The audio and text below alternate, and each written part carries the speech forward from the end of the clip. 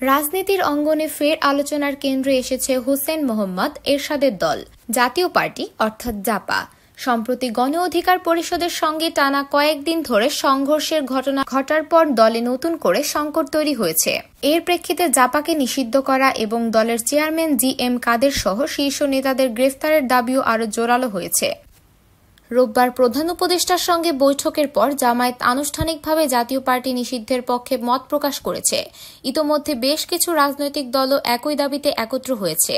ফলে প্রশ্ন উঠেছে, জাপা কি সত্যি নিষিদ্ধ হতে যাচ্ছে, নাকি রাজনৈতিক চাপে গ্রেফতার ও বিচারের মুখোমুখি হতে পারে জি.এম. কাদের? রোববার রাতে সংবাদ সম্মেলনে জাতীয় পার্টির নবনিযুক্ত মহাসচিব ব্যারিস্টার শামীম হায়দার পাটোয়ারি বলেন, দলকে নিষিদ্ধ করার ষড়যন্ত্র চলছে।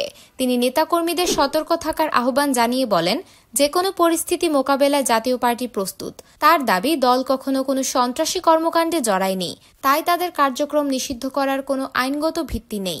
রাজনৈতিক বিশ্লেষকরা বলছেন, গত বছরের আগস্টে ছাত্র জনতার আন্দোলনের ফলে দীর্ঘদিন ক্ষমতায় থাকা আওয়ামী লীগের পতনের পর থেকেই জাতীয় পার্টিকে স্বৈরাচারের দোসর হিসেবে আখ্যায়িত করা হয়। সেই সূত্রে আওয়ামী লীগের মতোই জাপাকে নিষিদ্ধ করা এবং শীর্ষ নেতাদের গ্রেফতারের দাবি তোলা হয়েছে। সম্প্রতি ডাকসুর সাবেক ভিপি নুরুল হক নুরু নেতৃত্বাধীন গণ অধিকার পরিষদের সঙ্গে জাতীয় পার্টির একাধিক সংঘর্ষ হয়েছে। গত শুক্রবারও জাপা কার্যালয়ে হামলা, ভাঙচুর ও অগ্নিসংযোগ ঘটে।